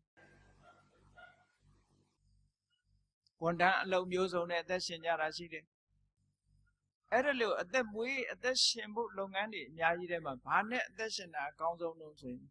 မြတ်စွာဘုရားကဖြေတယ်ပညာဇီဝေဇီဝိတမဟုတ္တအသက်ရှင်ဖို့အသက်မွေးနေတဲ့ထဲမှာပညာနဲ့အသက်ရှင်တာအကောင်းဆုံးပဲအသိပညာနဲ့အသက်ရှင်တာအကောင်းဆုံးလို့ဆိုတယ်လောကမှာအကောင်းဆုံးအကြောင်းကျိုးမှမသိတဲ့ပုဂ္ဂိုလ်ဘဝတယောက်ရဲ့အသက်ရှင်နေမှုဟာတန်ဖိုးမရှိပါဘူးဟုတ်ကဲ့လားအရာရာအကောင်းတဲ့အဆိုအကြောင်းနဲ့အကျိုးခွဲခြားသိပြီးတော့ထိုအသိပညာနဲ့အသက်ရှင်တဲ့ပုဂ္ဂိုလ်ကမှတကယ်ကောင်းမြတ်ဆုံးအသက်ရှင်ဆိုလိုတာကတော့လူဘဝရလာလို့လူဖြစ်လာလို့ရှိရင်ပညာရှိပါစေပညာဆိုတာ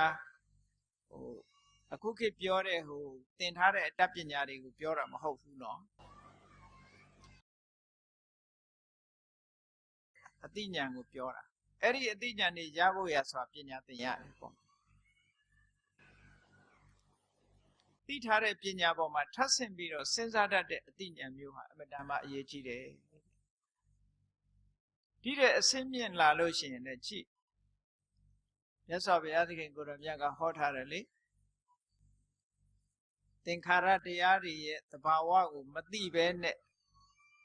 အနှစ်တရာအသက်ရှည်ရတာဟာတဲ့သင်္ခါရတရားတွေရဲ့သဘာဝကိုသိတဲ့အသိဉာဏ်နဲ့တနေ့တာအသက်ရှင်ရတာကပိုကောင်းတယ်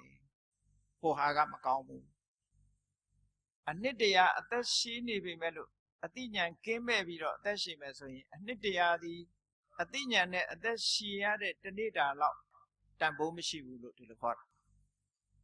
အဲ့ဒါကြောင့်မို့လို့အသိပညာဆိုတဲ့နေရာမှာလောကီပညာပဲဖြစ်စေလောကုတ္တရာပညာပဲဖြစ်စေအကြောင်းကျိုးအကောင်းဆုံးကိုသိပြီးတော့လူဘဝရဲ့ကိုယ်ဘဝလမ်းကြောင်းကိုရှောက်လန်းဖို့ရကိုယ့်ကိုယ်ဆုံးဖြတ်နိုင်စွမ်းရှိတဲ့အသိဉာဏ်အနည်းဆုံးရှိဖို့လိုအပ်တယ်ဒီတဲ့အစင်းမြင့်လာလို့ရှိရင်ဝိပဿနာပညာတို့မဲ့ပညာတို့ဒါတွေရှိရမှာပေါ့ဟုတ်ကဲ့လားအဲ့ဒီအစင်းမြင့်တဲ့ဓမ္မပညာတွေထိအောင်ရှိရအဲ့တော့လောကမှာပညာမဲ့တို့ရဲ့အသက်ရှင်မှုဒီလုံးဝတန်ဖိုးမရှိတဲ့ပညာရှိနဲ့အသက်ရှင်ရတာလားတန်ဖိုးရှိတယ်။ဩပညာရှိပြီဆိုလို့ရှိရင်ဘဝအရေးလဲစိတ်မအေးရပြီဘူးလား။စိတ်အေးရတယ်။ဟောကြည့်အာလဝကကြီးရဲ့မေးတဲ့မေးခွန်းတွေကိုမြတ်စွာဘုရားဖြေလိုက်တယ်ဒီလို။ကဲကောင်းပြီလောကကြီးမှာလူတွေအတွက်အမတန်အသုံးဝင်တဲ့မေးခွန်းနဲ့အဖြေတွေပဲ။နောက်တစ်ခုကလူလောကလူရယ်လို့ဖြစ်လာတယ်ဘဝခရီးလျှောက်လန်းလာပြီဆိုတဲ့အခါမှာအခက်အခဲတွေဖြတ်ကျော်ရတာမရှိဘူးလားရှိအခက်အခဲတွေကိုဖြတ်ကျော်ရမယ်ဆိုရင်ဘာနဲ့ဖြတ်ကျော်မလဲဘာရှိဖို့လိုလဲဒါအဲ့ဒီမိကုံးလေးကိုထပ်မေးလာဆိုပါစို့ကိုသွားမဲ့လမ်းမှာ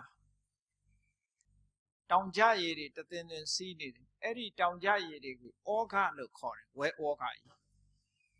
အမတန်မှပြင်းထန်တဲ့အဟုန်နဲ့စီးနေတာအဲ့ဒါကိုဖြတ်ကူးဖို့ဆိုတာအမတန်မှခဲရင်တယ်အဲ့ဒါလို့လောကမှာရှိတဲ့အခက်အခဲတွေကိုဖြတ်ကျော်ဖို့အတွက်ဘာလို့လဲဆိုရင်မြတ်စွာဘုရားကဘာနဲ့ဖြတ်ရမလို့လို့အဲ့ဒီအခက်အခဲကိုကျော်လွှားဖို့ဘာလို့တော့ဆိုရင်မြတ်စွာဘုရားကယုံကြည်ချက်လိုတယ်ဟောတတ်တာဒီနေရာမှာတစ်ခါထားဟောနော်ယုံကြည်ချက်မရှိဘူးဆိုလို့ရှိရင်ဘဝမှာအခက်အခဲပေါင်းမြောက်များစွာကိုသူဖြတ်ကျော်နိုင်မှာမလားကျော်နိုင်မှုဘဝရဲ့အခက်အခဲတွေဩဃတွေကိုပြောမယ်ဆိုရင်ဘဝရဲ့အခက်အခဲတွေကိုပြောပြမယ်ဆိုလို့ရှိရင်ကြည့်ဘလောက်ခက်ခဲလဲဆိုရင်ကာမဂုဏ်အာယုန်ထဲမှာစိတ်ဝင်စားနေတဲ့လောဘဆိုတာအင်မတန်ကြီးမားတဲ့အရှိန်အဟုန်နဲ့မိမိတဏ္ဍာမှာဖြစ်နေဒါကိုစွန့်ပယ်တယ်ဆိုတာဖြတ်ကျော်တာပဲသူ့ကိုစွန့်ဖို့လွယ်ရလားမလွယ်ဘူးကာမဂုဏ်အာယုန်စိတ်တွေကိုစွန့်ပယ်ပြီးတော့တစ်ဖက်ကန်းကိုရောက်အောင်သွားဖို့ဆိုတာသိခဲနေဒါလည်းဩဃတစ်ခုပဲအေးကာမအာယုန်တွေကိုတော့စွန့်ပယ်နိုင်ပြီဇန်နေရလို့သမထကျင့်စဉ်တွေအောင်မြင်လို့သမထကျင့်စဉ်တွေနဲ့ပျော်ပြီးတော့နေတယ်အဲ့ဒီသမထကျင့်စဉ်တွေနဲ့ရထားတဲ့ဘဝတစ်ခုကိုကြော်လွှားဖို့ရကြတော့လည်းပဲအခက်အခဲတစ်ခုဖြစ်ပြန်ပြီအဲ့ဒါကြတော့ဘာနဲ့ဖြတ်မလို့ဒီတတ္ထာနဲ့ပဲဖြတ်ယုံကြည်ချက်ရှိဖို့လိုတယ်ယုံကြည်ချက်မရှိတဲ့ပုဂ္ဂိုလ်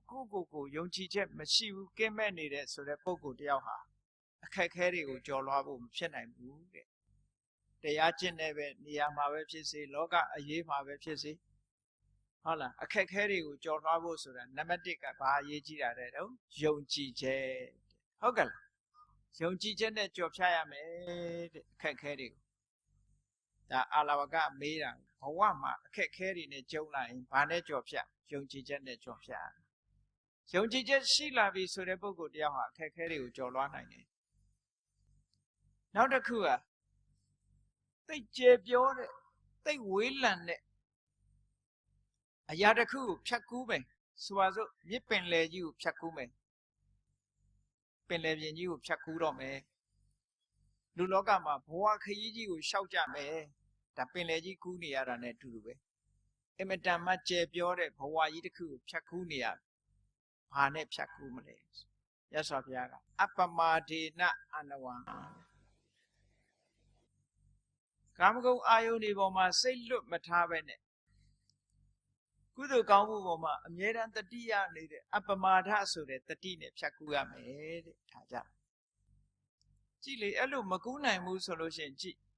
လူတွေဟာဘလောက်ကျယ်ပြောတာတော့ဆိုမျက်စိကမြင်ရတဲ့အရာတွေဟာအများကြီးကျယ်ပြောတယ်နားကကြားရတဲ့အသံတွေဟာလည်းအလွန်အများကြီးကျယ်ပြောတယ်ဒါကြီးကဖြတ်ကူးရတော်တော်ခက်တယ်ဖြတ်ကူးတယ်ဆိုတာဒါကြီးကိုကြော်လွှားသွားဖို့ရအမှန်တမ်းခက်တယ်ဟုတ်ကလားမျက်စိနဲ့မြင်ပြီးတော့ပျော်ရွှင်မှုကြီးကိုဖြတ်ကျော်ဖို့ခက်တယ်နားကအသံကြားပြီးတော့ตาရတဲ့အသံတွေပေါ်မှာပျော်မြူးနေတာကိုဖြတ်ကျော်ဖို့ရခက်တယ်လျှာကအရသာခံနေတာတို့နှာခေါင်းကမွေးကြိုင်တဲ့အနံ့ပေါ်မှာပျော်ရွှင်နေတာတို့ခန္ဓာကိုယ်ကနေပြီးတော့ထိတွေ့ပြီးတော့အရာတွေပေါ်မှာပျော်ရွှင်မှုတွေဆိုတာဒါတွေကိုဖြတ်ကျော်ဖို့ဆိုတာအလွန်တရာအာယုံ၅ပါးကာမဂုဏ်တရားတွေဟာဖြတ်ကျော်သွားဖို့အမတန်မှခဲနေကျယ်ပြောနေတယ်အဲ့ဒါတွေကိုဖြတ်ကျော်ခြင်းလို့ရှိရင်တတိကြီးစွာထားပြီးဖြတ်ကျော်ရမယ်ဟောတတိကိုတိဆောက်တယ်ဆိုတာကြည့်လေတတိပဋ္ဌာန်တရားပွားတဲ့အခါမှာလူတွေဟာဘလောက်တတိမေတ္တတလဲဆိုတာတတိပဋ္ဌာန်တရားပွားပြီးတော့ကြည့်တဲ့အခါမှာကိုယ်နှာခေါင်းကအမြဲတမ်းလေးထွက်နေတာကိုပဲအစင်ထာဝရထွက်တိုင်းသိဖို့ဆိုတဲ့အသိရှိရတာမရှိဘူးเนาะမေ့သွားတာတွေကြီးပဲများကိုဘာလုပ်နေတယ်ဆိုတာမေ့လူတွေကတော့ကိုယ့်ကိုယ်တတိရှိတယ်လို့ထင်ကြတယ်သို့တော့လူတွေရဲ့လုပ်နေတာနဲ့တွေးနေတာနဲ့တခြားစီဥမာပဲလူကတော့ထိုင်းနေတယ်ဘယ်ရောက်နေတော့စိတ်ကတခြားရောက်လူကတော့အိတ်နေတယ်စိတ်ကတခြားရောက်အဲ့ဒါဟာမေ့နေတယ်လို့ခေါ်တယ်နော်ဒါပေမဲ့လူတွေကအဲ့ဒါကိုမေ့နေတယ်လို့မထင်ဘူးအတိရှိနေတယ်လို့ပဲထင်ကိုထိုင်းနေတာဆိုတာထိုင်းနေတယ်လို့မသိဘူးလေအိတ်နေရင်လည်းအိတ်နေတယ်လို့မသိဘူးသွားနေရင်လည်းသွားနေတယ်လို့မသိဘူးဘာလို့လဲစိတ်ကတနေရာရောက်နေတယ်အများတန်းဘာနဲ့ဥပမာတူတော့ဆိုလို့ရှိရင်အိမ်ကတကားဖွင့်ပြခဲ့ပြီးတော့သွားကြံသွားနေတာနဲ့မတူဘူးလားကိုခန္ဓာကိုယ်ထဲမှာစိတ်မရှိဘူးတခြားရောက်နေတယ်အဲ့ဒါကြောင့်မို့လို့ဒီအမတန်ကျယ်ပြောတဲ့ဘဝခရီးကြီးကိုဖြတ်ကူးတဲ့နေရာကိုဘာလုပ်နေတယ်ဆိုတဲ့ပုံမှာထားနိုင်တဲ့တတိဟာအမတန်မှအရေးပါတယ်လို့ဆိုပြီးမြတ်စွာဘုရားတောင်းဖြေတာကဲနောက်တစ်ခုကဆင်းရဲဒုက္ခတွေကိုကျော်လွှားဖို့အတွက်ဘာအရေးကြီးတယ်ဘာနဲ့ဆင်းရဲဒုက္ခတွေကိုကျော်ဖြတ်မလဲတဲ့ခုနတုန်းကအခက်ခဲကိုကျော်ဖြတ်တယ်ကျယ်ပြောတဲ့အရာကြီးကိုဖြတ်ကူးတယ်အခုတခါဒုက္ခကိုဘာနဲ့ဖယ်ရှားနိုင်တုံးဆိုရင်ဝိရိယတဲ့ရသော်ဗျာကျိုးပန်းအထုံးမှုဖြင့်သာလဲဆင်းရဲဒုက္ခကိုဖယ်ရှားပြနိုင်တယ်ဒါဆင်းရဲမှုတွေကိုဆင်းရဲမှုတန်တရားကိုကျော်လွှားခြင်းလို့ရှိရင်ကြိုးစားကြရမှာပေါ့ဒါပြောတာပေါ့ဟုတ်ကဲ့လားမကြိုးစားပဲနဲ့ဆင်းရဲမှုတန်တရားကြီးကနေမလွတ်မြောက်နိုင်ဘူးဒါကြောင့်မို့လွတ်မြောက်ဖို့ရအတွက်ဝိရိယနဲ့ကြိုးစားအထောက်ကြရမယ်ဒါဖြင့်လောကလူတွေရဲ့စိတ်ဟာဖြူစင်သွားအောင်ဘာနဲ့လုပ်ရမလို့ဆိုမြတ်စွာဘုရားကပညာယပရိသုတ်စတိပညာဖြင့်ပဲဆေးကြောလို့ရမယ်လူတွေရဲ့စိတ်ကဲပညာနဲ့ဆေးကြောတယ်ဆိုရင်ကိုယ်စိတ်ထဲမှာကြည့်လေနာနဲ့မိုးတော့လင်းရောက်လို့မျက်စိလေးနှလုံးပွင့်လာတဲ့အချိန်ကနေစပြီးကိုယ်စိတ်ကို check in လုပ်ဘာတွေတွေးနေလဲကိုယ်စိတ်ထဲမှာလောဘရှိနေလားဒေါသရှိနေသလားမောဟရှိနေသလားစိတ်ရဲ့အညစ်အကြေးတွေရှိသလားအာယုန်နဲ့တွေ့ရင်စိတ်ဟာအညစ်အကြေးတွေနဲ့ရှိနေသလားဆိုတာကိုယ့်အကို check in လုပ်ရမယ်လုပ်တဲ့အခါကျတော့ဉာဏ်မရှိရင်သိပါမသိဘူးတဲ့စိတ်ရဲ့အညစ်အကြေးကြည့်နော်ကိုဝတ်တဲ့အဝတ်မှာတော့ပေးတယ်ဆိုရင်မသိဘူးလားသိတယ်စိတ်မှာလည်းပဲအဲ့ဒါညစ်ပေလာရင်သိရမသိရင်ဒီညစ်ပေမှုကိုဖယ်ရှားနိုင်မှာမဟုတ်ဘူးအဲ့ဒါကြောင့်မို့လို့စိတ်ရဲ့အညစ်အကြေးကိုသိဖို့ရအတွက်ပညာလိုအပ်တယ်ပညာနဲ့သာလျှင်စိတ်ရဲ့အညစ်အကြေးတွေကိုဖယ်ရှားပြနိုင်ပါတယ်တဲ့ဒါကြောင့်မို့သိအောင်ကြိုးစားရမယ်လို့ဒီလိုပြောတယ်ကိုယ်စိတ်လေးဖြူစင်ဖို့အရာစကားပြောရင်တော့လွယ်တာပေါ့စိတ်ဖြူစင်အောင်ထားဆိုတာဘယ်ဟာကဖြူစင်တာတော့ဘယ်ကမဲတာတော့မှမသိရင်ဘယ်လိုလုပ်ဖြူစင်အောင်ထားမှာမသိနိုင်ဘူးဟုတ်ကဲ့လားဖြူစင်တာကိုမဲတယ်ထင်နေတယ်မဲတာကိုဖြူတယ်ထင်နေလို့ရှိရင်ဘယ်လိုလုပ်ဖြူစင်အောင်လုပ်လို့ရနော်အေးဒါကြောင့်မို့လို့မြတ်စွာဘုရားကဒီမေးခွန်းတွေကိုဒီလိုဖြေလိုက်တာ အဲ့ဒါလို့ဖြေလိုက်တော့နောက်ထပ်မေးခွန်းတွေဆက်ပြီးတော့တက်လာတယ်အာလဝကကြီးကမေးခွန်းတွေတစ်ခုပြီးတစ်ခုမေးတာနောက်တစ်ခုပညာနဲ့ဖြူစင်အောင်လုပ်ရတယ်ဆိုတော့ဒါဖြင့်ဒီလိုစိတ်ထက်ကိုဖြူစင်စေတတ်တဲ့ပညာမျိုးဟာဘယ်လိုလုပ်ပြီးရအောင်ယူမလဲဟောဒါမေးခွန်းတစ်ခုပညာကိုဘယ်လိုလုပ်ယူရမလဲမြတ်စွာဘုရားကပညာရတဲ့နည်းကိုပြောတယ်သုတ်တူတာလဘတိပညာနဲ့နားလေခြင်းနဲ့စိတ်နားထောင်ခြင်းနဲ့စိတ်နားထောင်ခြင်းနဲ့ဆန္ဒရှိရင်ပညာရပါတယ်။ဟောကြည့်လေတရားပွဲလာတရားနာတယ်ဆိုပညာမရဘူးလား။ဒါနာခြင်းနဲ့စိတ်အရင်ကြောင့်မို့လို့နာခြင်းနဲ့စိတ်ကြောင့်ဒီပညာရတာ။တရားနာနေတဲ့အချိန်လည်းပဲကြိုးစားပြီးတော့မှတ်သားနာမယ်ဆိုတဲ့စိတ်ရှိတဲ့လူကမမှတ်မိဘူးလား။အေးဒါကိုပြောတာမြတ်စွာဘုရားကပညာရခြင်းနဲ့ဆိုရင်တတ်ခြင်းနဲ့စိတ်ကအဓိကဟောတတ်ခြင်းနဲ့စိတ်ရှိရင်တတ်ပြီရှင်းတော့ဆရာတော်ကြီးတို့ကပြောတယ်မင်းစာတတ်ခြင်းလားလို့တတ်ခြင်းပါလေအေးတတ်ခြင်းတတ်ပြီကွာလို့ပြောဘာဖြစ်လို့တော့ဆိုတတ်ခြင်းနဲ့စိတ်ဟာဒါမဟုတ်ဘူးပဲစာတတ်ဖို့ရအတွက်တတ်ခြင်းနဲ့စိတ်ဟာအဓိကကြဒါကြောင့်မို့လို့ပညာရဖို့ရအတွက်ပညာရခြင်းနဲ့သင်ခြင်းနဲ့စိတ်ဟာအဓိကမကြဘူးလားကြတယ်သင်ခြင်းနဲ့စိတ်ရှိတဲ့ပုဂ္ဂိုလ်ကမှပညာကိုရအောင်သင်တာ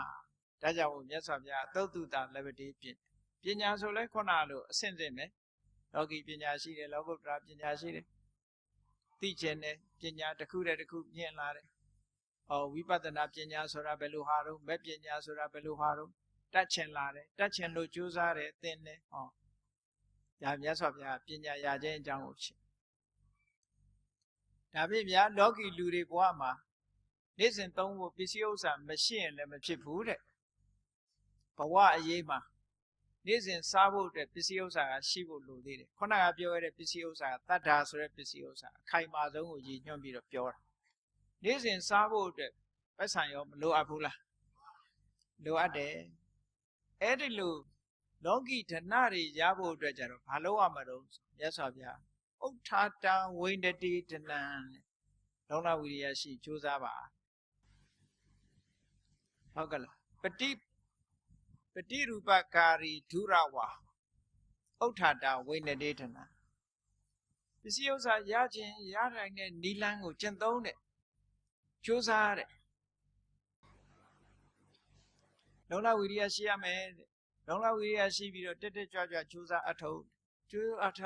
လို့ရှိရင်လောကမှာရှိတဲ့စီးပွားဥစ္စာတွေတိုးတက်လာနိုင်တယ်ဒါကတော့ဟုတ်တာပဲမှန်နော်မြတ်စွာဘုရားပြောတဲ့ထဲမှာပฏิရူပကာရီဆိုတာပါသေးတယ်အဲ့ဒါဘာကိုရည်ညွှန်းတာတော့ဆိုရင်ပစ္စည်းဥစ္စာကြီးပွားခြင်းရခြင်းအတွက်ကကြိုးစားဆိုတာဒါအဓိကတစ်ခုအဲ့ဒီကြိုးစားဆိုတဲ့ထဲမှာဘာတွေပါတော့လို့သုတ်တန်တစ်ခုပါမြတ်စွာဘုရားနီးပညာကျွမ်းကျင်မှုလုပ်ငန်းကျွမ်းကျင်မှုပါရမယ်ဇွဲကောင်းမှုပါရမယ်နီးပညာပါရမယ်သုံးခုကြိုးစားတိုင်းလည်းရကြမှာရမယ်လေတာမန်ကြိုးစားပြီးတော့နီးပညာမပါရင်အောင်မြင်မှာမလားအေးလုပ်ငန်းမကျွမ်းကျင်ရောအောင်မြင်မှာမလား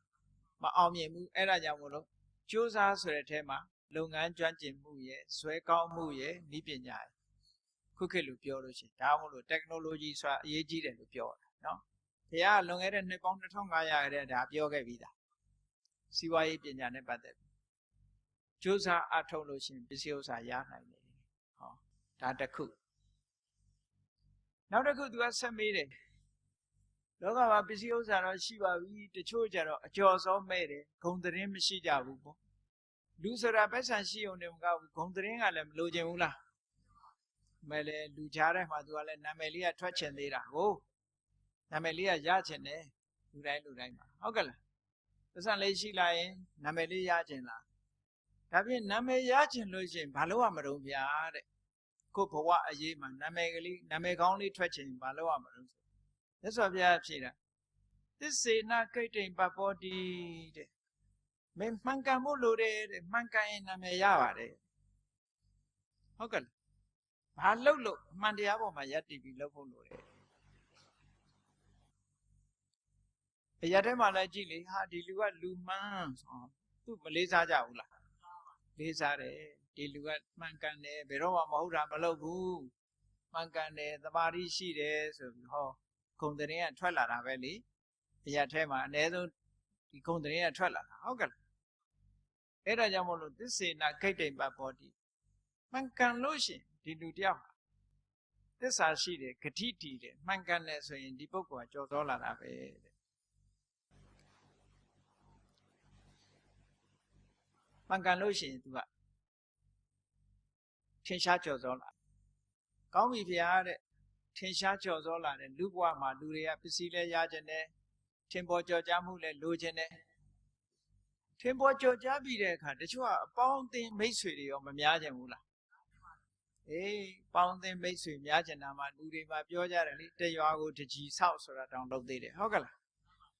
တရွာတကြီးဆောက်ဆိုတာကိုတော်တွေလိုက်ဆောက်ခိုင်းတာမဟုတ်ဘူးတရွာမှာမိတ်ဆွေတွေရှိရမယ်လို့ပြောတာနော်အဲ့တော့တရွာတကြီးဆောက်ဆိုတာလို့မိတ်ဆွေတွေရကြတယ်ဆိုရင်ဒါဖြင့်မိတ်ဆွေတွေခိုင်မြဲအောင်မိတ်ဆွေတွေရအောင်ဘယ်လိုလုပ်ရမလို့ဆိုတော့မြတ်စွာဘုရားကဖြေတာတဒံမိတ္တာနိခန္တတိတဲ့မိတ်ဆွေတွေများများရအောင်ကတော့ပေးပါတဲ့ပေးတဲ့လူကပတ်